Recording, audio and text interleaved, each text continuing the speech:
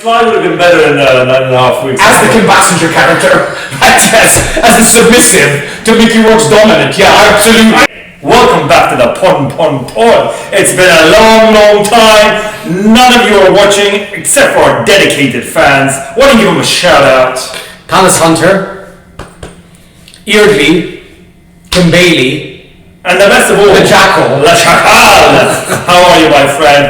As you can see, the Pod is moving up in the world, despite being the podcast with the lowest budget in production ever, and that's the way we like to keep it. Not to mention engagement as well. Absolutely. Yes.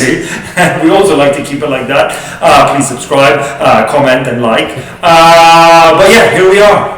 How do you like the new surroundings? We're still working on a few things, but as you can see, we've got a new mic. We're probably going to have to return it and get something else, but there you have it.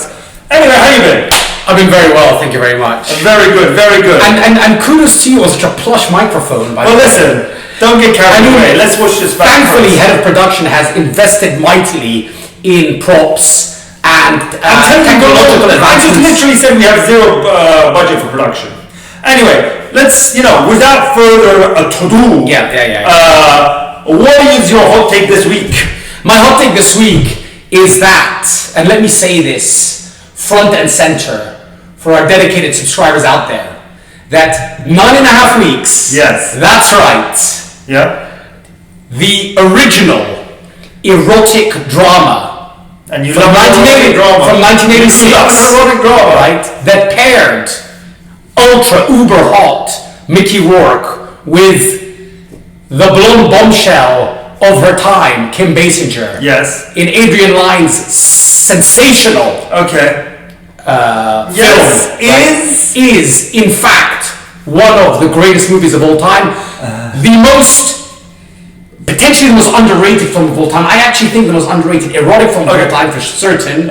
Okay, and I think that it has established itself over time due to its immense cult following as a masterpiece that should be bronzed and should be revisited periodically by audiences from yesteryear and future years. Alright, not to mention this year.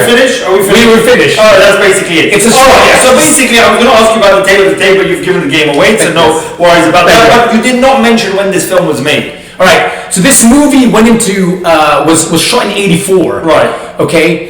The same year that Reagan was vying for re-election. Okay, just for some historical context. Thanks. Just you needed to know that. Yes. Okay, and it came out in 1986 amid much controversy and furor. Yes. Because of its explicit material. Now. Yes. Sure. I mean, listen, there's no doubt that this is an iconic film. Yes. But in terms of being the best film or best underrated film, whatever the hell you came out with there. The greatest erotic film of all time. Okay. Right. I mean, what are some of its rivals then, if that's the case? Thank you very much for setting me up for that. No, but amongst its rivals is Emmanuel in Space, which I'm quite aware is your favorite movie of all time, right? I think that was the one starring George Lazenby in his post-James Bond, what's it called, turn. Okay. Or he did it, he definitely, no, I think it was Emmanuel in Hong Kong. George Lazenby, by the way. You bring up one of those thumbnails. I think it's very good, yeah. I mean, anything with Lazenby. Alright, exactly. Alright, but there's definitely, I think this kind of erotic filmmaking subculture came to the fore with Body Heat. Okay, sure. In 1981, which also starred Mickey Rourke. Okay. In a cameo role, right? For which he received great notices. And I think, blew up with 9.5 weeks. And I think then was kind of ratcheted up with films like Fatal Attraction, also directed by Adrian Lyne. Basic Instinct, right? Okay. And a lot of the kind of. So you're saying it's better than Basic Instinct? I think it's better. You said it's the greatest film of all time. I think it's certainly one of my favorite films of all time. It's definitely not. It's definitely not. So let me just kick off and tell the audience a little bit about this film before you get into it and tell me why. And I need at least 3 or 4 reasons. I give you any more than 3 or 4 reasons. Okay, fine. So basically, we have Mickey Rourke, as you were saying, and Kim Basinger in this, who plays an art dealer, and for some reason. I don't know why, but in every film in the 80s, everybody's an art dealer. Regardless. And he's an arbitrager. Okay, and he's like some Wall Street dude, is what he's trying to say. Alright, basically we start off there's this, Kim Basinger and her friend in like buying chickens in some store, and suddenly Mickey Rourke walks in, and the two of them, Kim Basinger and Mickey Rourke, are suddenly smitten with each other. Starstruck lovers. Sure. But then we carry on and like we go off, and it's all very dark, and the next thing we know, she's in a market, she's looking at a scarf, she can't afford it. Boom, Mickey Rourke buys it. They go back to his place, and there's a little banging in this film. They're constantly banging each other, right? Okay. So they go back to his place, they bang, but then he says some weird shit, and basically, generally, he's a weird guy, right? And throughout the film, they get closer, she kind of gets more involved in him, but he's a bit of aloof, he doesn't want to see any of her friends, we don't really know much about him, we know he lives in a nice place, and he wears suits. By the way, Mickey Rourke in suit and tie, it doesn't work. Oh man, doesn't work. Great. It doesn't work. It's semi couture. We'll get back into it. It's just something about it doesn't fuse. Anyway, so as we carry on, things getting a little bit more depraved. He keeps putting her in these tight spots. 1 minute she's with another hooker and they're having a threesome. Next thing you know, she's dressing like a man. And then of course we have the famous eating scene where she's blindfolded or not blindfolded and fed this and fed that and ice and blah blah blah. And another time she's whipped and then cash and anyway. Yes. And then in the end, what? They don't live happily ever after. Well, I mean, obviously, it's a dark film. It's a depressing film. I will give you the fact that it's quite a stylish film, but the best thing about the film is the theme soundtrack to it by Brian Ferry, Slave to Love. That's the pinnacle of the film, and that's it. So that's it. So this is a very, very, I would like to say, banal oversimplification of what I consider to be one of the great art house movies of all time. Right? So don't listen to anything he just said. Give me the quarterback. Let me quarterback. Without getting into basically reciting the script. All right. Tell us reason number one as to why you think it's the greatest. Fine. From a cinematography and from an art direction point of view. Right. Okay, from a mood setting point of view. Right. So from a cinematography point of view, what? It's the best ever? I think it captures New York City in the 80s in one of the most atmospheric ways. It's no better than Ghostbusters. It is better than Ghostbusters. And what's the link I just made? Between Ghostbusters and 9.5 Weeks? Yes. Well, it's not Ray Parker's theme song, Ghostbusters, right? Wrong. Who's her boss? Oh, yes. Well, he's the mayor in Ghostbusters. Yes, well done. Very good. Okay. Anyways. So, like I said, the way that this is shot. I'm gonna check on the equipment. During autumn time in New York. Yeah. Okay. Spanning obviously a 9.5 week period, which is how long this torrid affair lasts. And chronicling this woman's descent into kind of sexual enslavement. But sexual enslavement. I love it, yes. But I like I said, you and I both are very big champions of directors who manage to capture cityscapes and who turn location into one of the film's prime characters. We've discussed. Yes, I get it. But I will have to say, with New York City, it's not a very difficult thing to do. Oh, I disagree. Well, give me some movies that you think okay, but do you think Ghostbusters is a very kind of what do you call it? I mean, a lot of movies. There's so many movies. Basically, every movie that's set in New York City. Sure, but has any movie ever been captured so viscerally, so beautifully, so cinematically? And 9.5 Weeks, all the shades of black, gray, and white. Okay. And somebody like you who's quite an artistic guy who's very thoughtful when it comes to these kind of details. Yes. The fact that you're overlooking important I appreciate the stylistic elements. There is a bit of a kind of a great tone in New York. Yes. It's not shot like other films shoot New York, right? Yes. It's not all glitz and glam. No, not at all. If you can make it here, you can make it anywhere. No. It's actually quite a downbeat New York, which fits with the persona of our main character, Mickey Rourke, who plays John Gray. Aptly named. Gray. Yes. He's not black, he's not white, and so the symbolism is not lost on me. Yes, okay. I'll give you that. Okay. All right, give me another reason. So okay, fine. So, like I said, you kind of halfway agree with me on that. Okay. Yeah. I think there are several fantastic scenes that are like meaningful, and where the dialogue is. I mean, it's not. They're not. The scenes are not particularly verbose, but the interaction between the characters, and this is actually a two-person film for the most part. I mean, the two people dominate the film for its duration. The supporting characters are very, very they're marginalized very much, right? And so, but let me just, before I go into that, okay, I have to say that I actually consider the acting to be something that has been grossly overlooked in this film, but because of the subject matter, and because upon release it was considered kind of what they call Skinemax trash, right?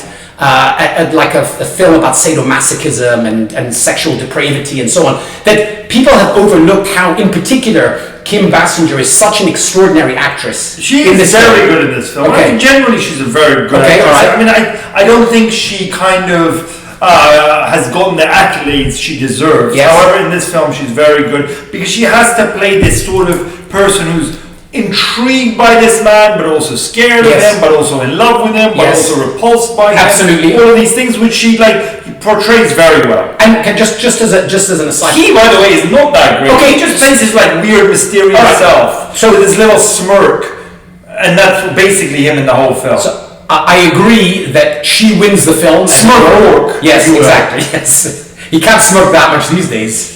Or does he have a permanent smirk? I don't know. Listen, don't kick a man while he's down. Okay, so we agree on Absolutely. Loki. I mean, by the way, if you want to know more about Mickey Rourke, you can watch our episode on Mickey Rourke, which I'll put the link in the comments. Exactly. Or this description, if I can remember to do that. Exactly. Anyway, okay. What was that called? The Evolution of Mickey Rourke. What an evolution! All right. So, so I'm with you to some extent. Rourke's acting is Rourkean. I mean, he's kind of withdrawn, and at the end of the day, the person who undergoes the significant metamorphosis is her. Yes. So she's the one who's required to undergo.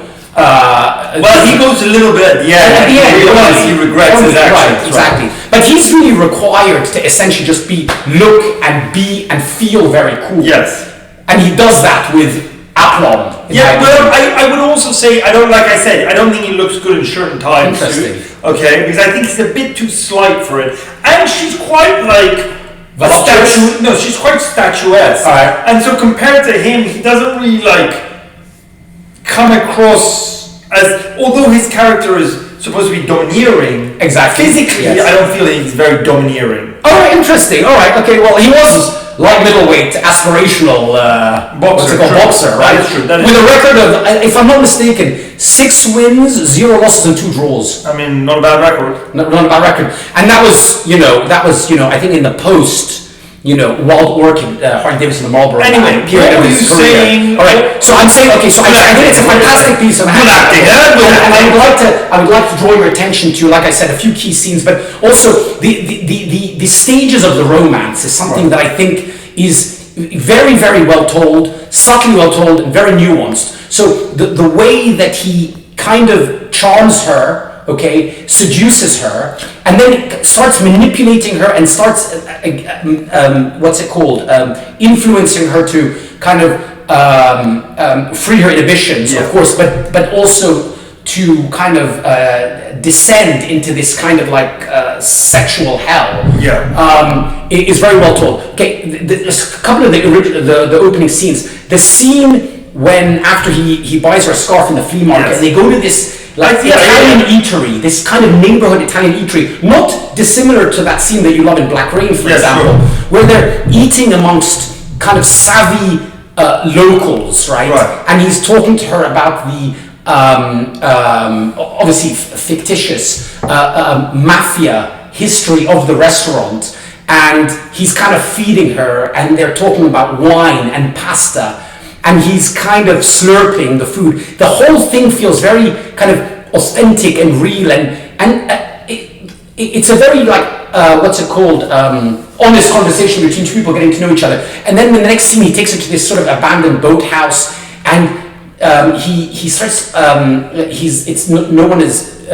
audience is none the wiser about who owns this place. He puts on this Billie Holiday track. Is that why you wanted to live in a boathouse for a while? Do you remember that? I do. I was priced out of the market, and he starts changing the sheets, and there was some kind of subtle sexual innuendos there, and her expressions kind of reflect, like you were saying before, this sort of tentativeness and intrigue, but also a fear, which is kind of, that scene kind of has a sense of foreshadowing about what's going to occur, take place. And then soon thereafter, there's kind of him giving her the gold watch and trying to induce her to start masturbating every time.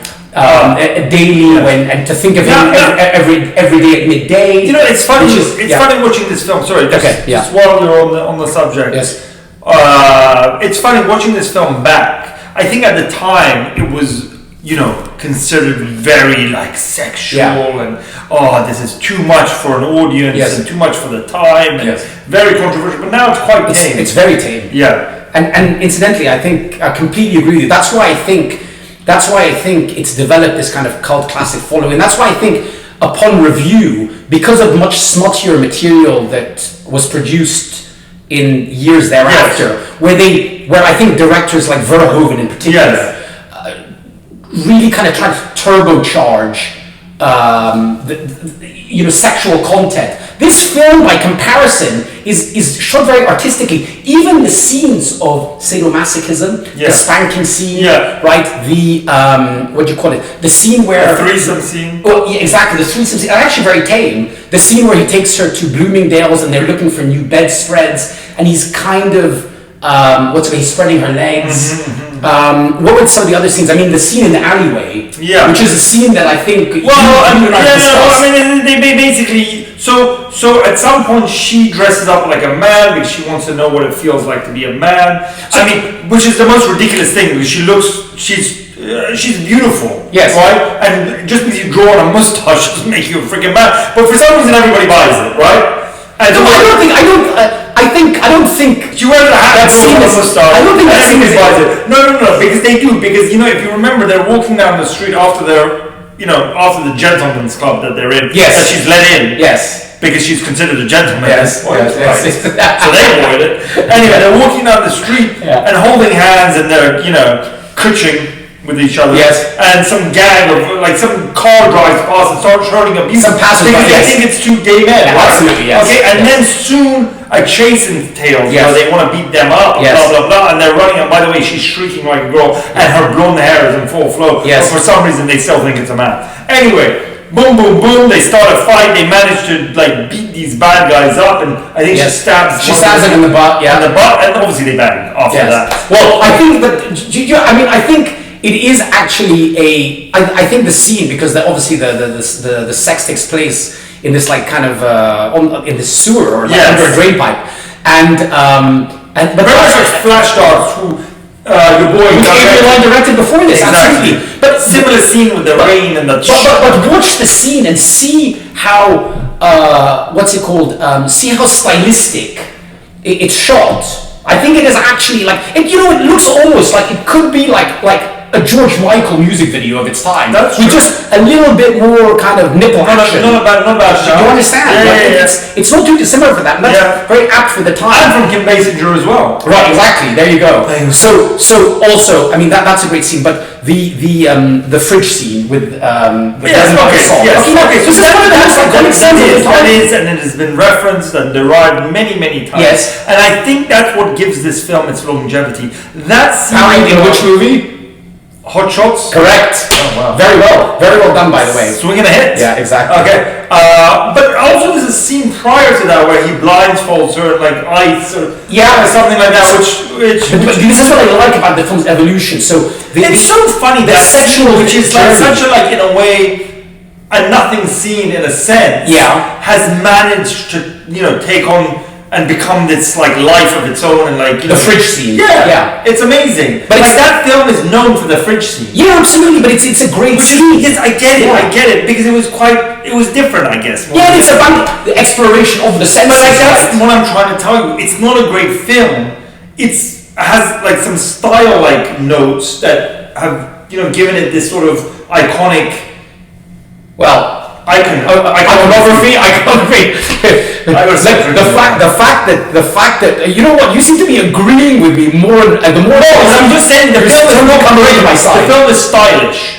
All right. Even the opening 9.5 weeks font. Okay, yeah. Tell me about that. Cool. Tell me about that. Yeah. No. She's walking down. No. I'm talking about the credits. Oh, in red. I'm just talking about in red. Amazing. It looks quite nice. Amazing. Right? Amazing. And obviously, let's not forget the guy's apartment. I mean, we talked about the cinematography. It's just quite cool. All of it is quite cool. But I'm not saying it's not a good movie. It's not a good film. I think the fact that it's such a stylish film. I really buy into the love affair when I think that it's style over substance. Yeah, but do you buy it as a realistic, authentic lover? I do. That's the thing. I think that's why the girl has to be really like messed up. No, but I continue this relationship where she's getting degraded all the time. When you think about it, and she finds out pictures in his apartment of him with other girls, so she knows. He's a playboy. Yes, exactly. But she continues. Yes, because I think when you look also like when you have to remember there's. And if she was sorry. Here's the thing. Yes, some women or anybody may continue in that relationship, but because her backstory is somebody of a sophisticated art dealer, divorced, and sexually frustrated, that doesn't play well. I mean, if she was just some idiot bimbo, fine, would make sense. But because she's a sophisticated intellectual, it doesn't work for me in that sense, you know. And by the way, this whole other subplot where she's looking for this weird artist. All right, okay, so that. Okay, I'm glad you asked, Mr. Caspian. So I think as the film, what's it called, chugs along, she who's an art dealer.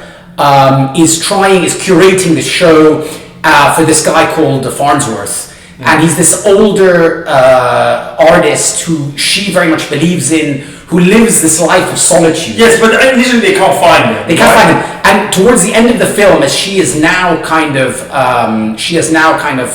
become this shameful submissive, I guess you could say. Yes. All right. She meets the guy, and I think there's this. Very realization. Yeah, no, I think she sees in him, her own solitude, and this man has kind of detached himself from the real world, from society, in the same way that she has detached herself from all her friends, and become, in essence, John Gray's sex slave, dare I say, and I think. That's what I think the Farnsworth character is a metaphor for that. And again, it's not explicitly told. It's told in Basinger's facial expressions, the tics, the breakdown, the tears. And again, I think massive kudos to her in being able to communicate that in stark contrast, by the way, to gratuitous nature. So basically, what you're saying, this film is good because she acts well. I didn't even. I know, but that's only innumerable reasons. What was that? Was a masterpiece.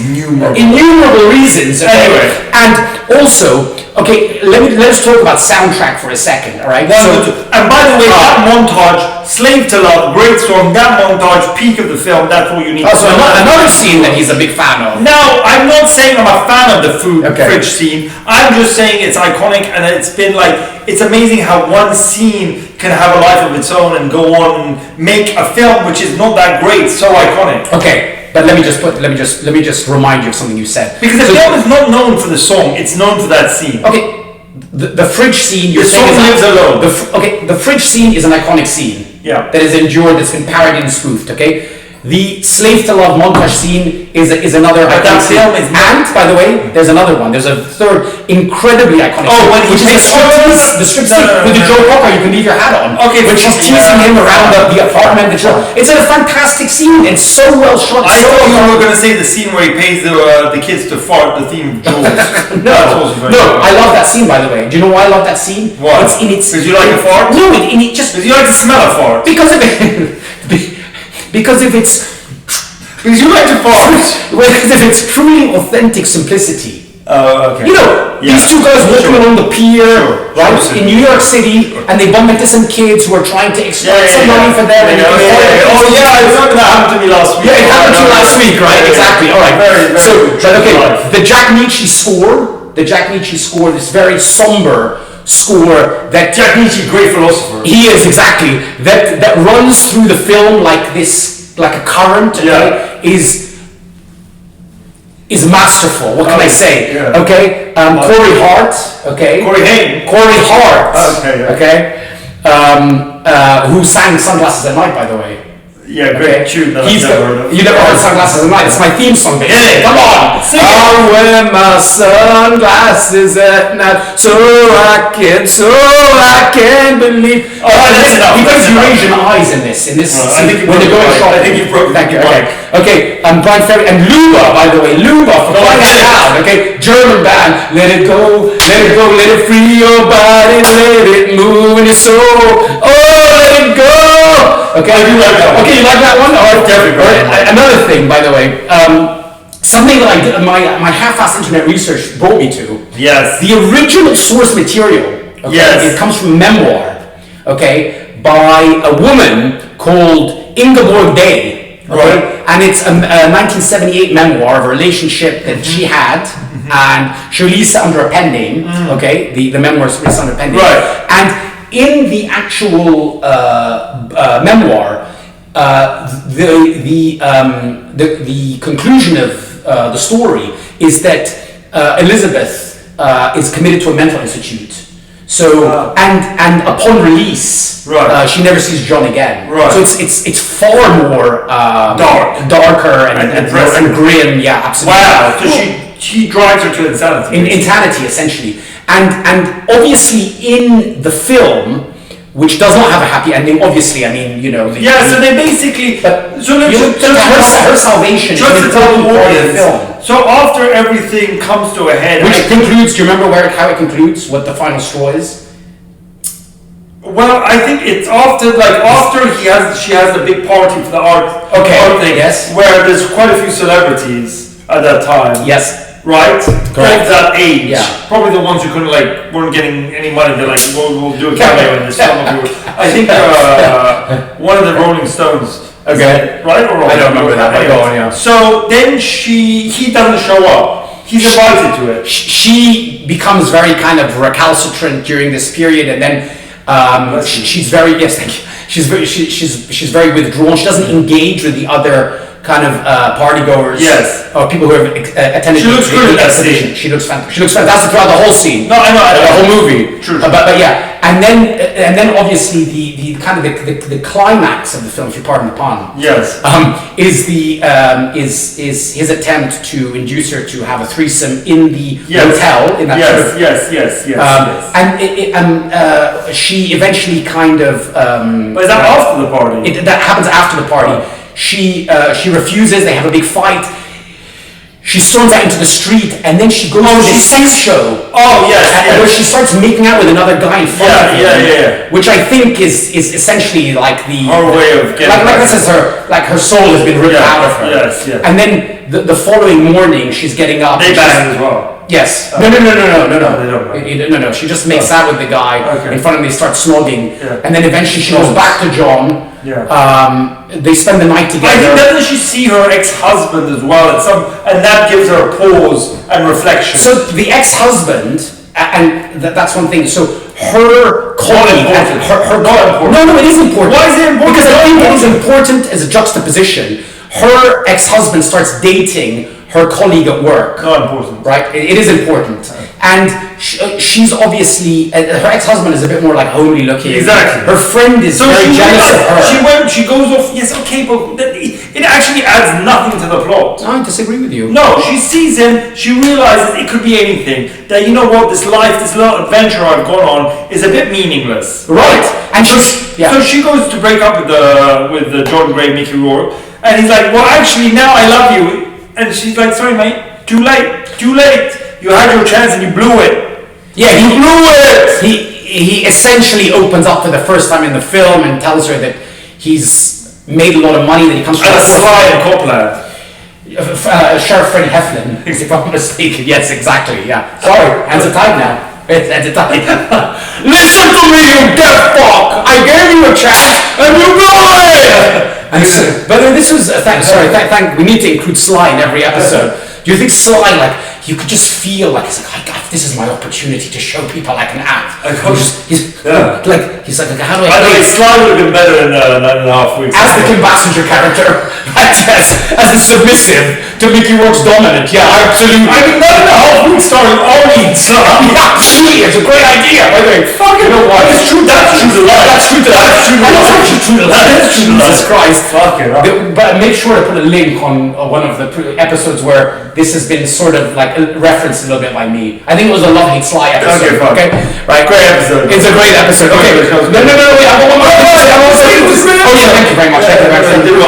Okay, just one more thing. Okay, because I love these two characters so much. One thing that I very much appreciate, which was very true in the 80s and 90s, which I think has been abandoned now, is when you get like hot material and you cast the right looking people in it, and you don't try and sort of do ironic casting. Yes, right? Ernest Goes to Jail, for example. Good cast. What's that? Ernest Goes to Jail. Well, exactly, yeah, like, exactly. Ernest Takes Christmas. Yeah, absolutely, like yes, that's good.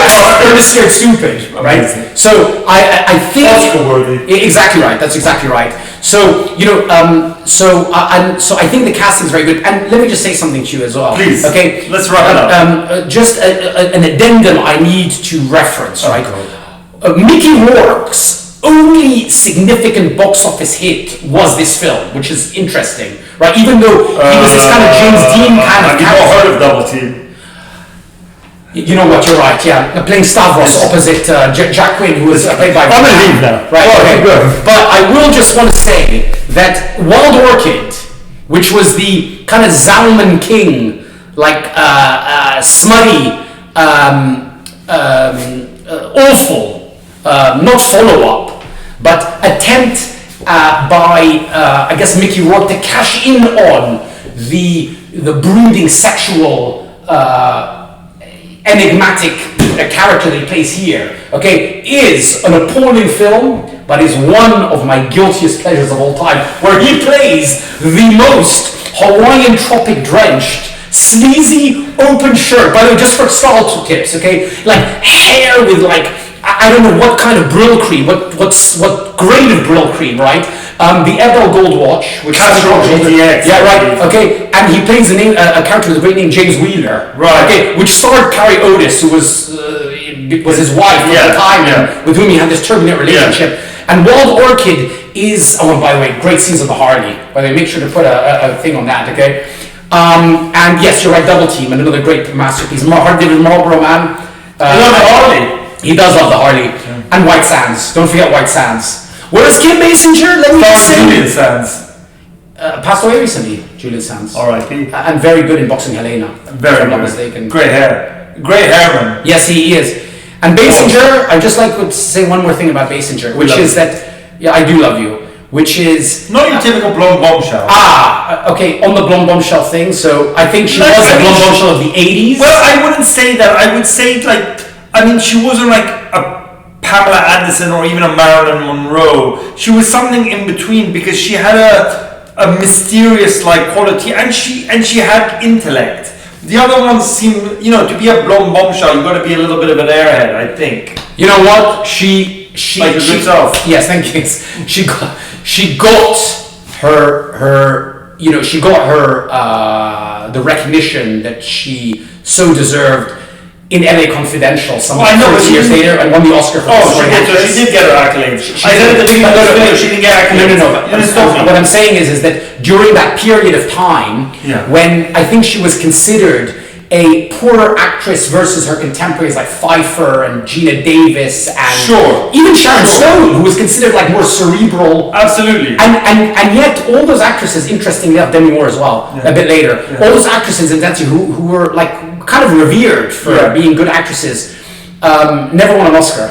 Yeah. And Kim Basinger, who kind of went through the 80s and 90s as a little bit, like you're saying, like a bit of the blonde sort of. Well, I don't think anybody ever watched My Stepmother's an Alien, which is probably her greatest. Along with the Getaway remake, which really No, my incredible stepmother's an alien is amazing. a great comedic turn, an amazing performance. Yeah, incredible. John Lovitz. Yes, absolutely, well done. And the chick who then went on to be in How I Met Your Mother. Was she? Yes, she's the kid. I didn't remember that. I could be wrong, but I think that's the kid. All right, but in any case, Kim, Tell me if I'm wrong. amazing. Subscribe, comment. Yes, very good. Go on, finish.